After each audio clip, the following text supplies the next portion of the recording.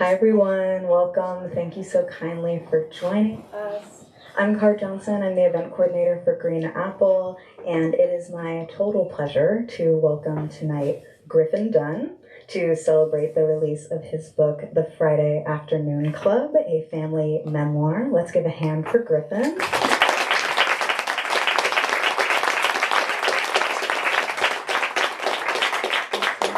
Thank you all so much. Griffin is joined tonight by Tobias Wolff. Let's give a hand for Tobias as well.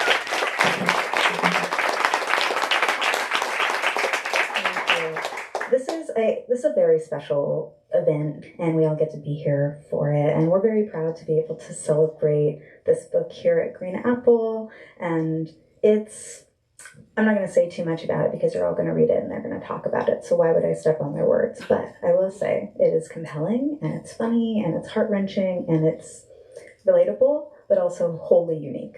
And you're going to love it.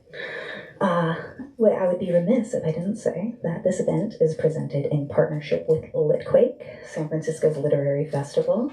This year's Litquake Festival is going to be held October 10th through the 26th. They are celebrating their 25th anniversary with 100 plus literary events across San Francisco and the East Bay. They also have programming year-round with a couple of exciting events coming up later this month and next. You can check out their website at litquake.com for all those details. Very brief business before we get to the heart of the evening. Now's a good time to silence your cell phones if you have not already. Picture taking is fine, though nothing with flash or nothing with a loud shutter, please. But yeah, don't take a call in the middle of the event. That's not appropriate. Please do check out our full event calendar online at greenapplebooks.com. We have a really great season ahead of us, including the event that you are currently attending. The restroom is behind me. It is available after the event and not during the event for obvious reasons. If you need to know how to get there, do let me know and I'll gladly help you. We have copies of books by both of our authors at the front register. You can find them there. If you've been here before, you've certainly heard me say that when you buy books from us, not only do you support us as an independent bookstore, you also support the authors who put so much work into making these books. And you get to have a book, which might be the best part. And this evening in particular is very special in order to grab a book. A couple of signing line logistics I'm going to go over with you very briefly, and I will remind you at the end, don't worry. We have a signing line at the end of the night. We are going to do, we're not doing individual selfies in the signing line. If you want to take some action photos while Griffin and Toby are signing, you're welcome to, but we're not going to stop and take individual pictures, but plenty of opportunity to take photos while they're signing books. If you brought anything that is not a book for Griffin to sign, that has to do with film memorabilia, etc., he will sign it if you buy a copy of the book, because this is a book event for his memoir. That is what we are celebrating, and also we're gonna keep it at a minimal three items, no more than that. Let's not go wild. Without further ado, I'm going to go ahead and introduce the two authors who are joining us tonight. First, Tobias Wolff is the author of books including the memoirs This Boy's Life and In Pharaoh's Army, as well as his fiction titles The Barracks Thief, In the Garden of North American Martyrs, and other titles, including, most recently, Our Story Begins, New and Selected Stories. His work has been widely translated and has received numerous awards, including a 2015 National Medal of Arts from President Barack Obama, and in 2024, the Hadada Award from the Paris Review for his strong and unique commitment to literature. Let's give one more hand for Tobias Wolff.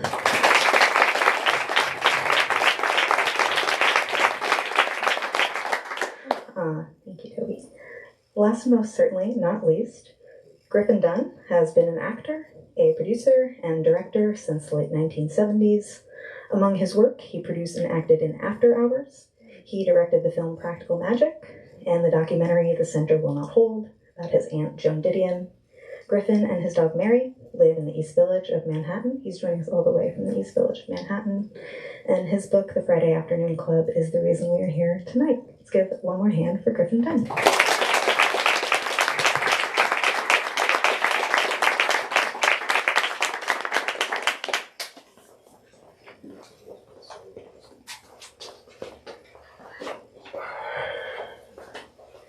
Hello. Thanks, Car. When I when I was in school, I used to act in plays, and I had I would write short stories for school literary magazine that they the editors did not always choose. But I remember talking once to my English teacher, and who asked me what I thought I'd like to do with my life, and I said, well, I'd like to be an actor and a writer. And he said, you have unerringly chosen the two things that a person is most likely to fail at.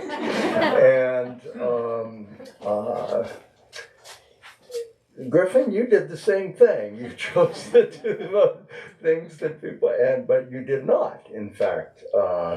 You're a really wonderful actor.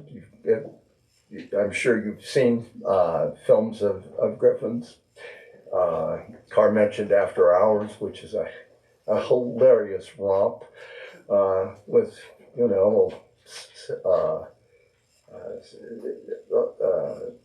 which also throws some shadows, but also gave me one of my favorite lines that I like to use sometimes when I'm with friends at night and we're having a drink or something. I say, this is Mohawk night. That's a line in that movie, my favorite line.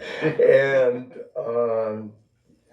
also An American Werewolf in London, which is one of my daughter's favorite movies.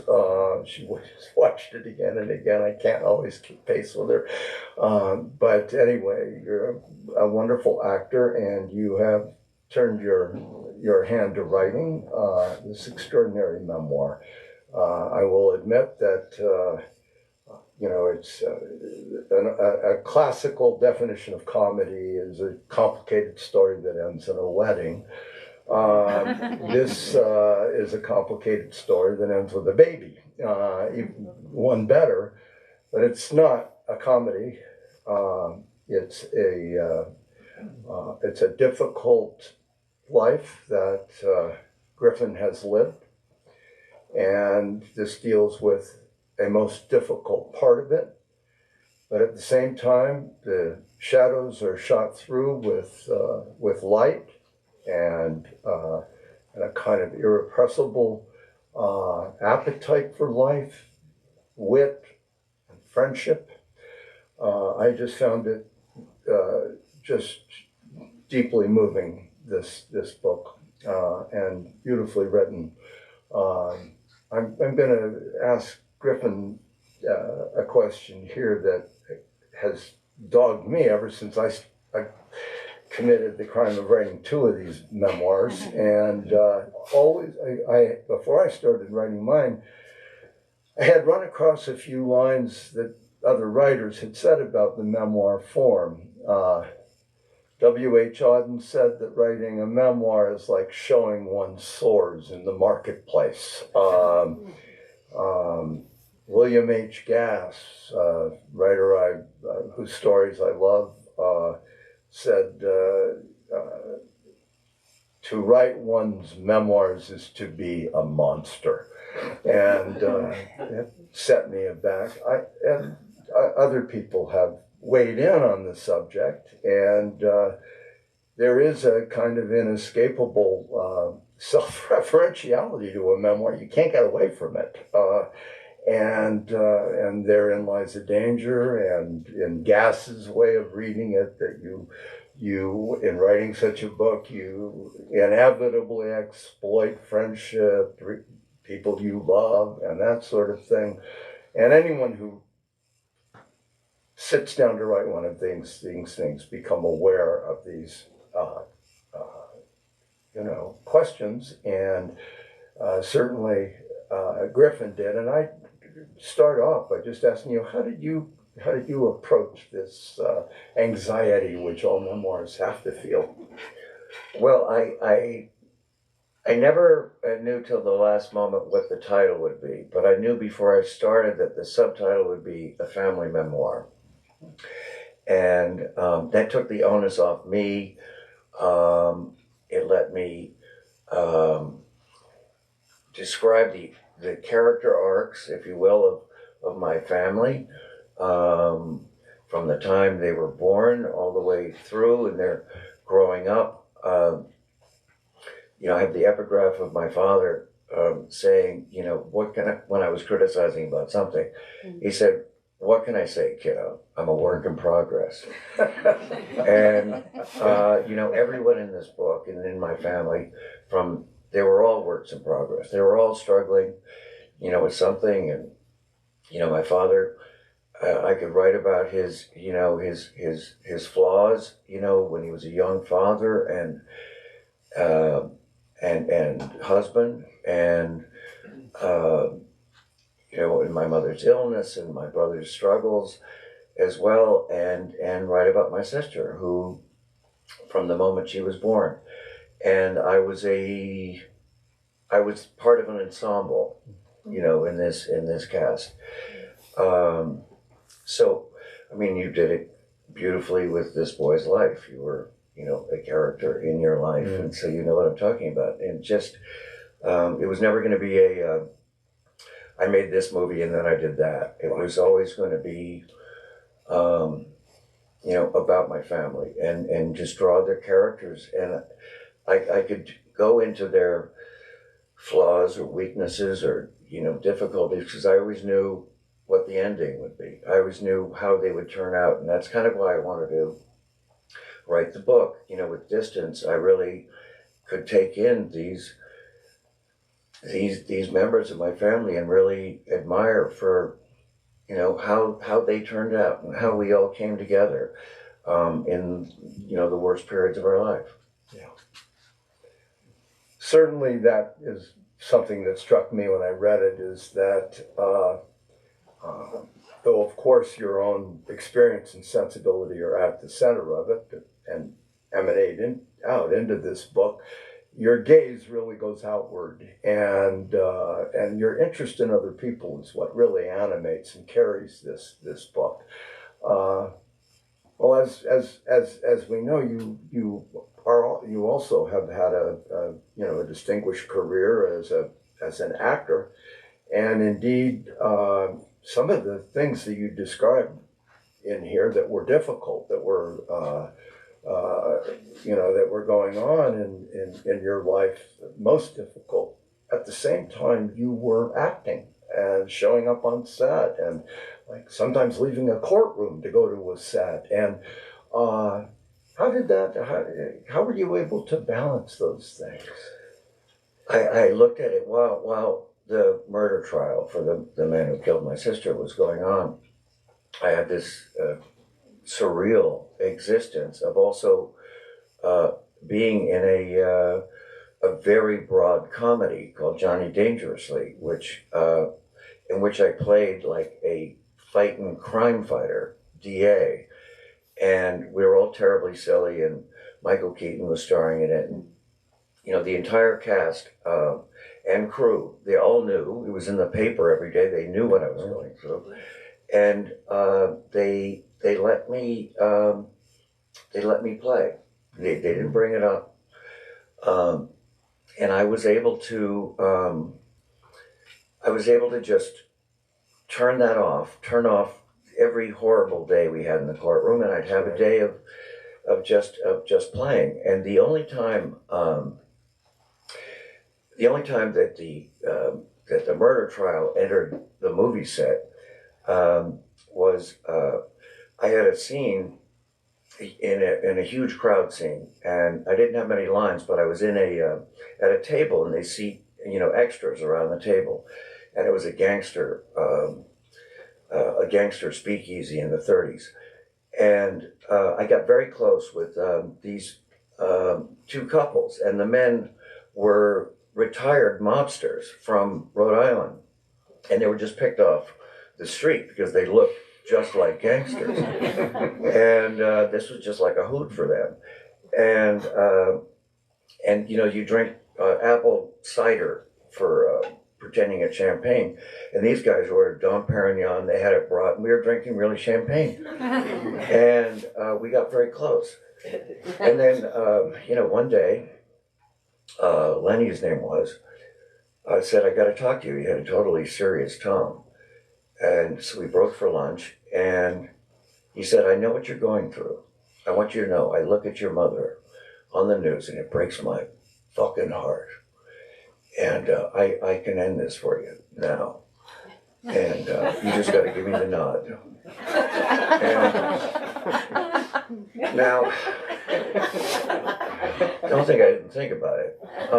I actually went and I told my brother, you know, what this guy said. And it was real. He goes, I know where he is. He's in isolation in county jail. He could be gotten to. And this is like, you have to understand, in this period in our lives, from the murder, we're actually clinically crazy. I mean, and so here's an example. I tell my brother what happened. And we both agree we don't have the stomach or don't want the karma or anything of having him killed. But my brother did say, you know, they must have like a workshop where they make license plates. So they got to have like a wrench or some kind of thing where we could smash his hands. And I go, oh, that's a brilliant idea. Because those are the hands that, yes. I go, oh my God, I love that idea. I love that. And so I go pitch the idea to Lenny. And he goes, hey, this isn't ordering a pizza. You know, you don't choose the toppings. It's either one way or the other. And I went, no, I can't do that. But, you know, I was very grateful to have, this escape.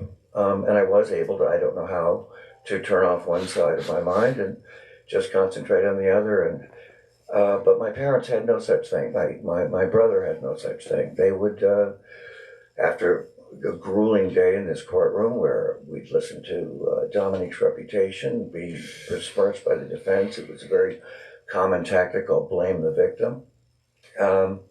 They would go home, they'd have TV trays, and my mother had MS, so she was in bed at this time, and her wheelchair by the bed, which Alex would sit in, and TV trays, and they'd watch the news of this recounting what they just lived through.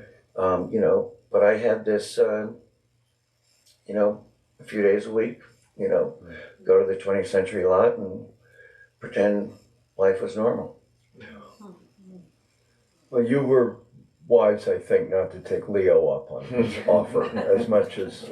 No, God knows where I'd be. Yes, indeed. When I lived in Syracuse, I had taken one of my sons sledding in a local park, and he reached the bottom of the hill on his sled. He was about 4 at the time, and a big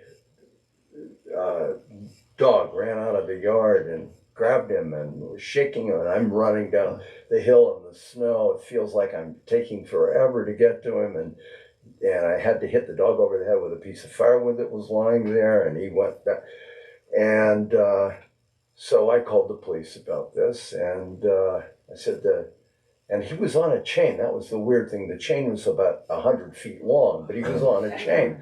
So I called the police, and they looked into it, called me back, and said he was on a chain, so there's nothing we can do about it. I said, but he can go into the park and can bite anybody. And they said, well, the law says he has to be on a chain. He's on a chain. So a friend of mine who had whose child was my child's best friend at the time, said he was a hunter. And he said, well, it's just in the backyard there. It's a tall hill. It's not a hard shot. And I said, oh, Grover, I don't know. He said, it's okay. And maybe someday you could do something for me. So you and I are lucky to be sitting here by the today, way, not owing those favors. Yeah. Okay. I said, am I going to owe you nothing? And I said, I can't do it, but I thank you for your kindness. I'll never forget it. And he said, you forget this right now. Yeah. I hope he hasn't read the book. You were supposed to forget this. Yeah, I was supposed to. I changed the name, so I think I did. I was struck by the lucidity and purposefulness of the work. It's a very mature, seasoned voice that relates this difficult story, and it's hard to do. There's not a tinge. There's a lot of feeling and no sentimentality.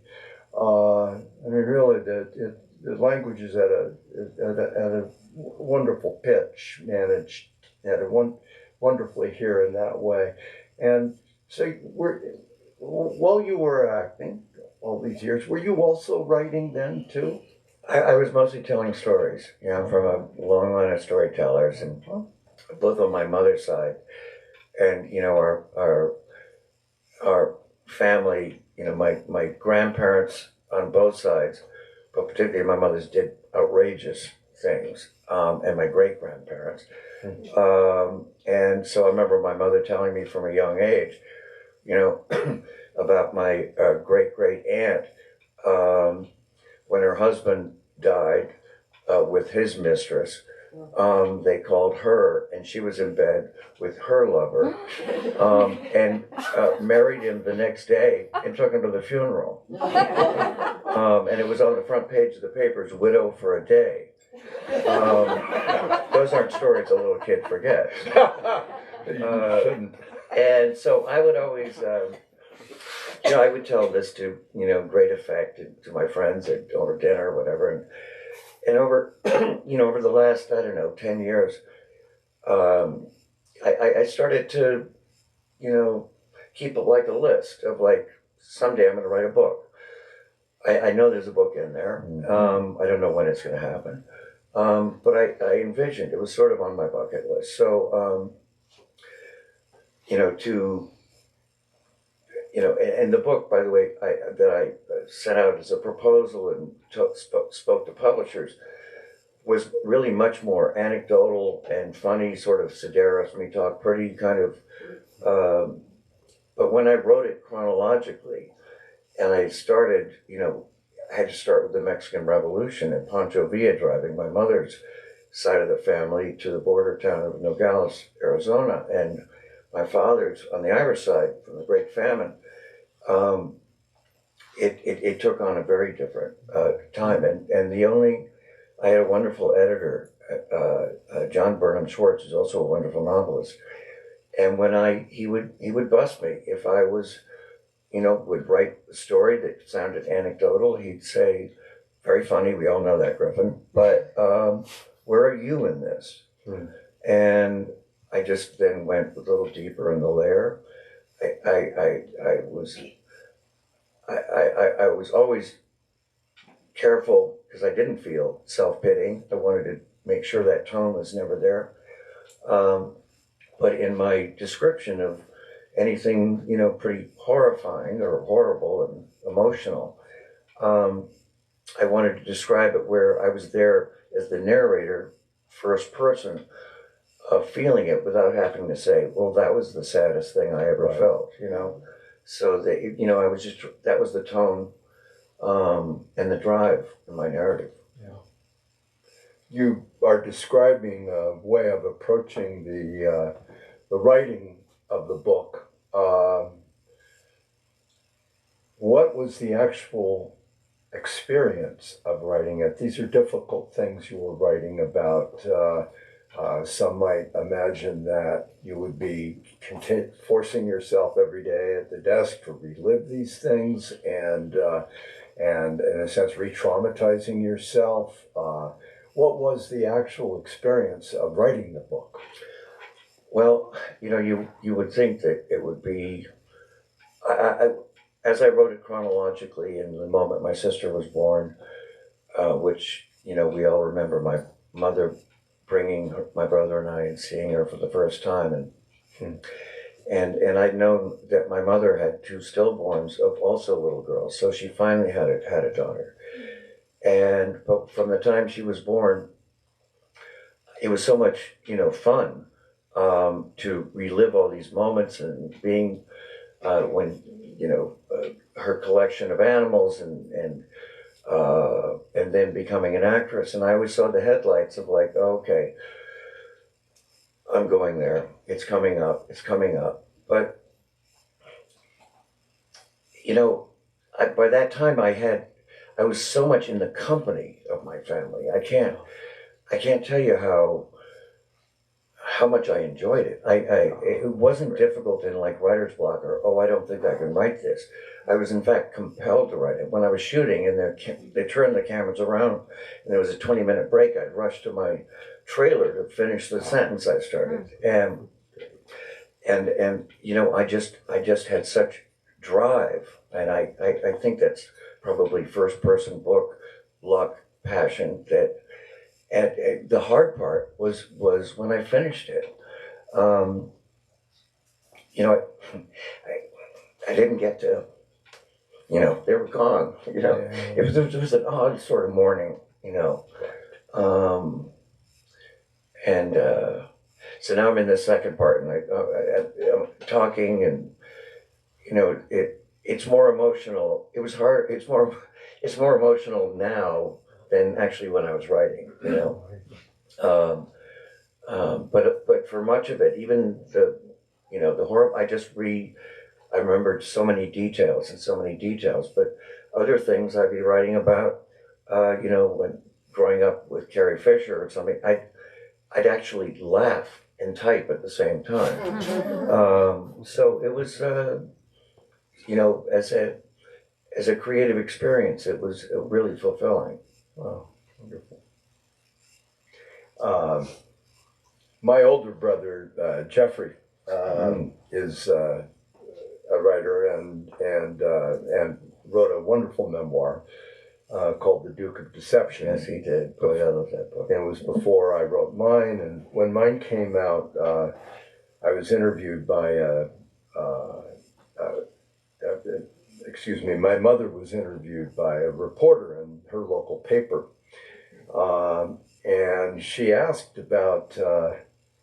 asked about how she felt having her two sons open up the cask on the family jewels. And she said, indelibly, she said, if I had known that both my sons were going to be writers, I might have lived a little differently. And she was actually fine about them because she was treated with love in both books.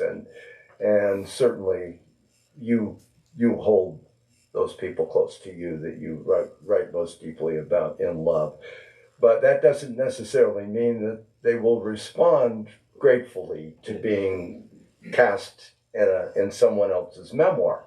And I'm curious, how has the response been of those dramatis personae who parade through these pages?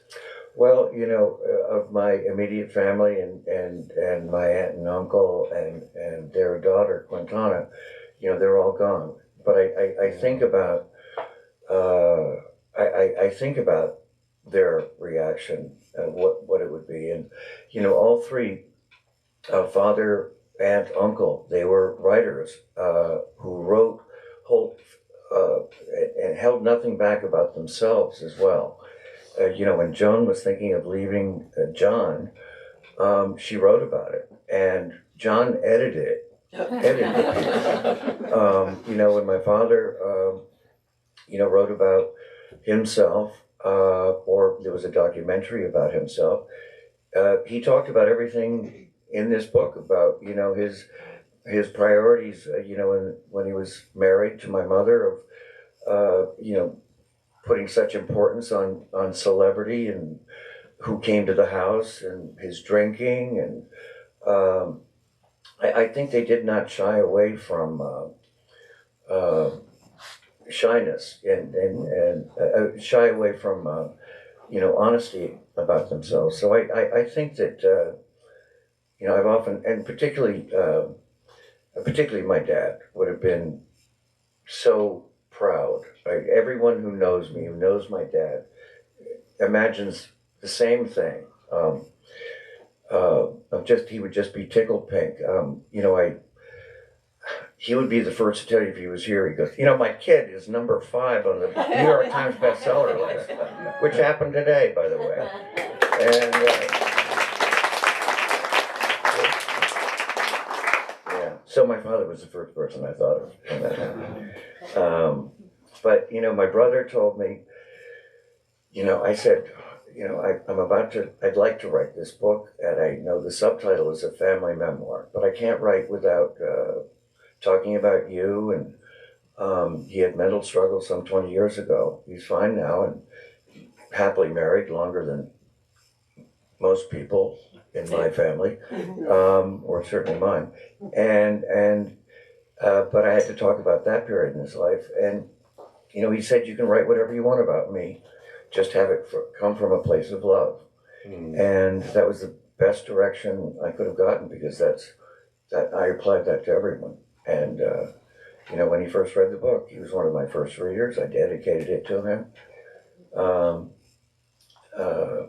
He was really proud of it, which was such a relief to me. Great. And my daughter, who's on the last page of the book, she just texted me before I got here. You're held in love too. Could you, because they have not read the book yet, could you explain the title, The Friday Afternoon Club? Yes. The title is a gathering when my sister was just starting to be an actress. She was in an acting class with other actors at the beginning of their career. There was Tim Hutton and George Clooney and lots of actors that went on to be well known. And I like and so on Friday afternoons after class, everybody would gather at my mother's house and for just a party that would go well into the night. And my mother would have a bottle of wine on her lap, and she'd wheel out and bring out another bottle, and thank you, Mrs. Dunne, thank you. And it was just a time of, I loved the cheeriness of it, or the hopefulness of it. And, it was the beginning of great possibilities. I wonder, Griffin, if you could, we've talked about the book, around the book, to actually give everyone an experience of the book itself. Could you read from it? Yes, so I've chosen something with you in mind, actually. Both my father and you were veterans of different wars. And this is about my father. I've never read this out loud, so hopefully I don't screw it up. But the only thing you need to know is, my father was, when he was a little boy, he wasn't the most masculine of boys, and he loved movie stars, and he would, cut out their pictures from photo play and put them on the wall. And his older brother had, pictures of athletes, and his father, who was a doctor, would beat him, call him a sissy, and beat him with a Brooks Brothers belt. And so he had that terrible shame all of his life. But then he was drafted. So toward the end of World War II, Dad was drafted into the Army in the middle of his senior year at Canterbury, a boarding school run by Benedictine nuns. John F. Kennedy had left the year before he arrived, much like his future wife, Jacqueline Bouvier, had left before my mother started at Miss Porter's. The monks were tough on my father, but they were tough on everybody, and he enjoyed not being singled out for discipline as he had been at home. Dad had been in a few plays and decided he'd like to be an actor, but with the war still raging in Europe and Asia, he feared he might not live long enough to get the chance. He was only 17 when he was given an early diploma and sent to a boot camp until he turned 18, when the Army could ship him overseas. His older brother, Dick, the good doctor's namesake, that's his father, had already enlisted in the Navy and was attending officer candidate training school. Richard E. Dunne Jr. was his father's favorite and a football tackle, so fearsome his nickname was Tarzan. He was everything my father was not. But while Dad couldn't catch a football if it were stapled to his forehead, Dad didn't Dick didn't know Betty Davis's last line in Now Voyager, or how to write a cogent fan letter to Tyrone Power. After basic training, Dad boarded a troop ship called the Mariposa, bound for Southampton, England. The Germans had just killed 84 American POWs in what was known as the Malmedy Massacre, not far from his company's destination in Belgium. The first action he saw was when a train transporting him and the 95th Infantry to the front lines was strafed by a Messerschmitt. My father's terror brought on hysterical laughter. He was helpless to stop, even when his sergeant slapped him in the face, yelling at him to shut the fuck up.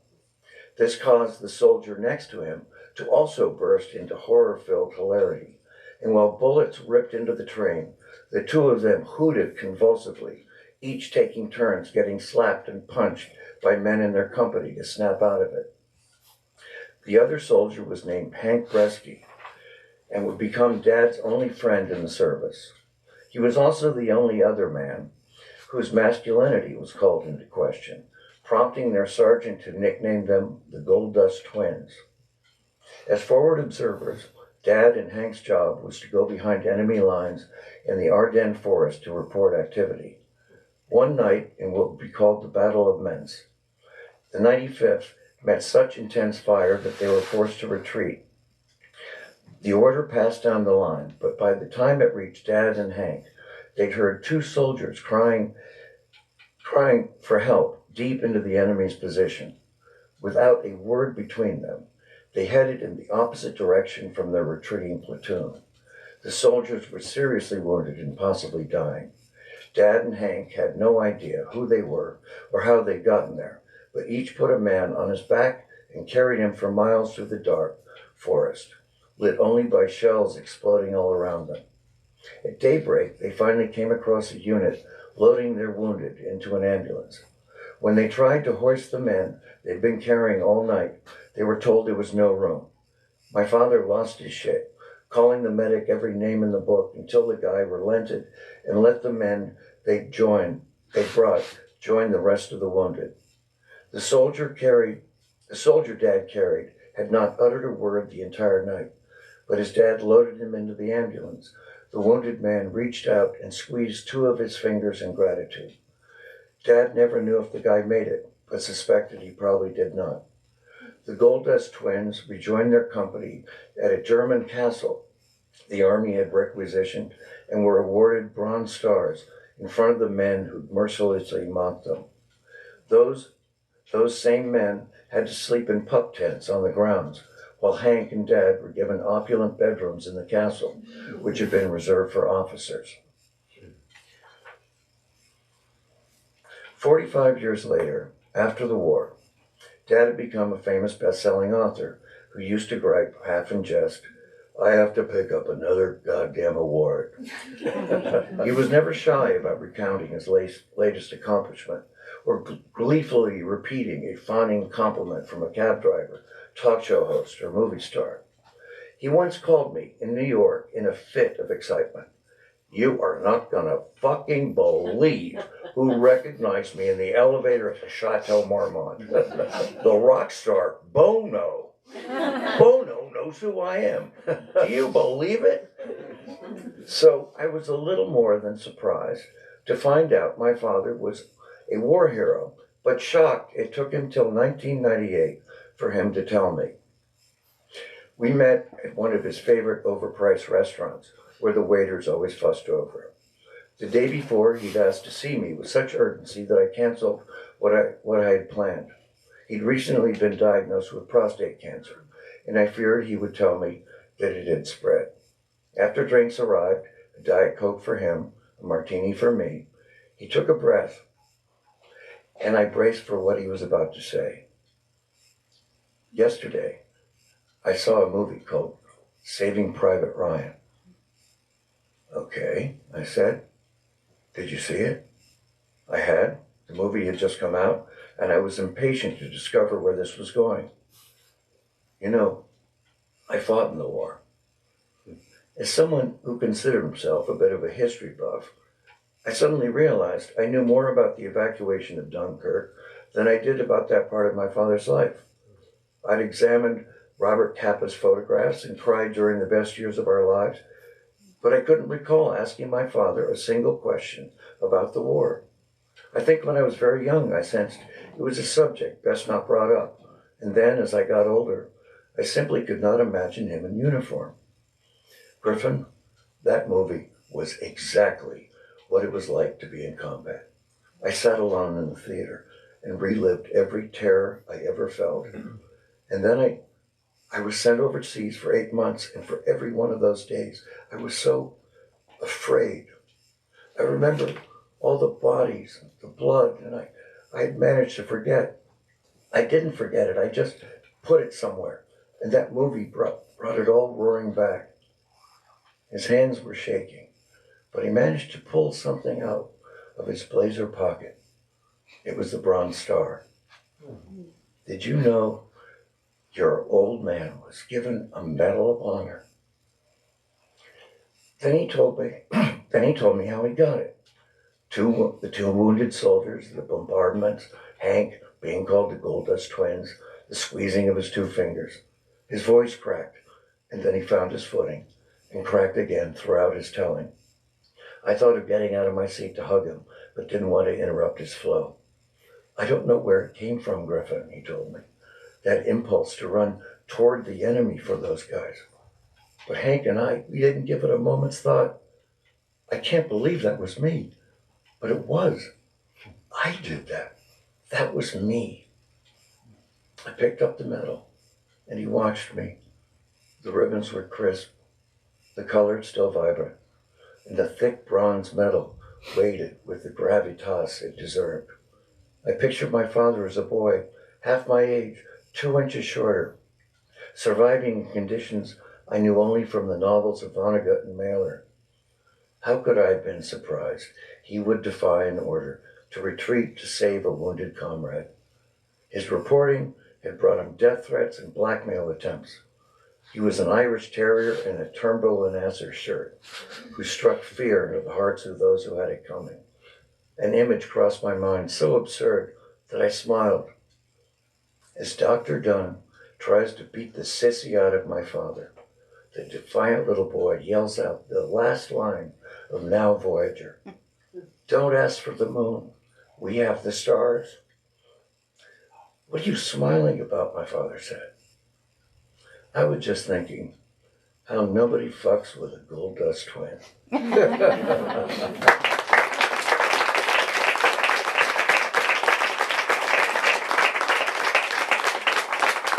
It's a wonderful passage you read. It's one of my favorite in this memoir. You know, I think it's a good time to for your readers to talk to you. So I just want to tell the coda to that. Not long after that, he was in a coffee shop he went to every morning of his life, and it was a horseshoe-shaped coffee shop in right below his building next door. And he's reading his paper, and he sees this guy looking at him. This man about his age, he's looking at him. He's like, "What?" And all of a sudden, they recognize each other, and it's Hank Bresky. And they walk around the. And it still gets me. Oh, yeah. They walk around the horseshoe, and they just hug and cry and hug. And Dad says, come up, you know, to my place. I live right next door.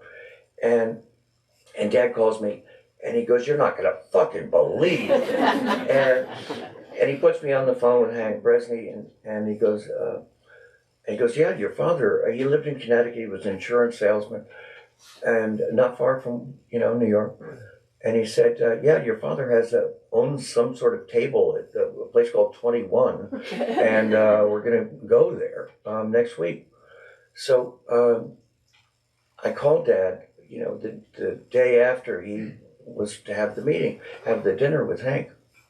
He said, "Well, I was sitting at my table, and he never showed up. What the hell?" And I said, "Well, do you know why? Did you call the house?" He went, "No, you just probably." I said, "Call the house." And he called the house, and who's calling? And he said his name. And he said, I'm Hank's son. He died last night. And he said, my father never talked about the war, but he came home so alive, and he told me everything he told me. He'd never told me before. So, I'm just so grateful you guys ran into each other. Oh, wow. Thank you, Griffin. Fire away. Someone there? In the portion you just read, you said your father had said he couldn't believe that was him who had done that rescue. As you look back on your life,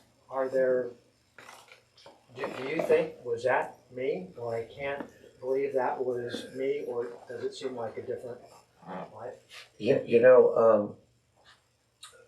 One of the components with this is to read the audio book, and you have 4 days to read your life, and I had to stop several times either from emotion or just amazement, going, I can't believe that happened. I can't believe that was me. I would think that that would be, and now I can't believe I wrote the damn thing. But yes, I certainly had that. I have had that.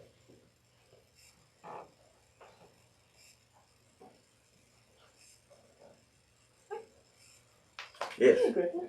I don't know if you remember me. I'm Kelly. I'm a former nanny. Kelly, One of- Jesus Christ. No, former- I do remember. You do? Yeah. Hey, I'm Anna's there. 34 years old, by the way. I know, it's insane. But Unbelievable. I was so touched by it. I mean, it was heart-wrenching and all of that, but it was such a touching ending and just really beautiful book. But one of the things that I loved so much was that you had visitations, from Dominique. And I wonder if during your writing, did you have any sense of your mom and dad, or even Dominique when you were writing? I had pictures when I was writing on my corkboard. That had actually always been there, and I had pictures of my family around. And when I was in the midst of writing the book, the pictures like shimmered. There was like I saw details in the pictures I never did. And when I was writing, I definitely felt their presence. I felt I conjured them at times. They were just so real. The dialogue, it wasn't like, oh, I wonder what they said. Or it was like, the voices constantly. And that's what drove me. That's why, no matter what I was writing about, I enjoyed writing it. I was driven. I couldn't wait to get back because I was in good company. I'm here with my dad, by the way. Hey, how are you? Really appreciate Great nanny. Oh, well. We'll catch up.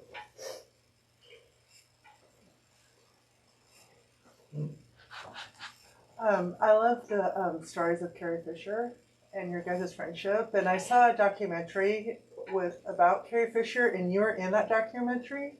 I forget which one it was called. Can you just share a little bit of insight to your guys' special friendship? Yes. Well, we made that when they were filming the documentary about her. Carrie had been my best friend since we first met. She was 15, I was 16, and she was uproariously funny. And when I moved to New York, she came to New York. She was her mother, Debbie Reynolds, was starring in a musical, and she was in the chorus of it. And we were just like just a couple of ruffians in the city, and we ended up becoming roommates. And it's in the doc what happened. She encouraged me to say it. She had so many suitors, so many boyfriends. Not boyfriends, just guys who were just crazy about her. But she did have one boyfriend. But she was a virgin, and I was not, and she was constantly asking me about forensic details about a physical encounter. And I describe it in the book, but basically she wanted to practice run. And she said, relieve me of my hymen. And but it was like we were such good friends. It was like, okay, he did you a solid. And it happened once we were, but we were, and then, the one of the themes that happens at the very end of the section about Carrie was, I was a struggling actor who was waiting at a restaurant called Beefsteak Charlie's, or I was a popcorn concessionaire at Radio City Music Hall, doing everything but getting a job as an actor. And one day I came back home to our apartment. She said, I got this job. It shoots in London. I went, really? Instead of being, wow, that's great, I'm like, God, you got a job before me? And she goes, she sensed my, competitiveness. She went, you would have turned this down. It's such a stupid movie. It's, it's outer space. Oh, no. And, you won't, and she goes off to do the movie. She's still saying it's terrible. She'd call me in the middle of the night and go, oh, this is such a turkey. I wear bagels on the side of my head. I've got a big monkey chases us, follows us. And the little guy is in a trash can rolling along. You're lucky you're not in it. But what happens in that, what I'm, describe is like what it's like to have a best friend where you're equals, and one of them becomes so famous, world famous, overnight, and I'm still working at Radio City Music Hall wearing a paper cap, and it throws off the balance of things, and we kind of I actually had to move out just because so many of these movie stars and rock stars would come over that it wasn't my time to know them, and so just sort of, that was what that experience is, the arc of all that. Wow. I'm wondering about your Aunt Joan Didion. Did she know you were writing the book, and did she give you any advice on writing about your family? Because she so often wrote about many of you. Yeah, she had written screenplays I'd written, or, I wrote I directed the very first thing I directed was a short movie that was about a party that she gave, she and John gave, that Janis Joplin was going to go to, and I made this film, and she was the first to read the script because it was about her party, and John read it, and they loved it, and I showed them, various, little things before, but I didn't really, when I was making the doc, or when I finished the doc, is when I got the idea of maybe I'll be doing this book, and because of the structure of the doc is very similar to the structure of my book, in fact, and but I didn't say I'm writing a book because I hadn't even started it. So that wasn't to be until she passed away, some years earlier.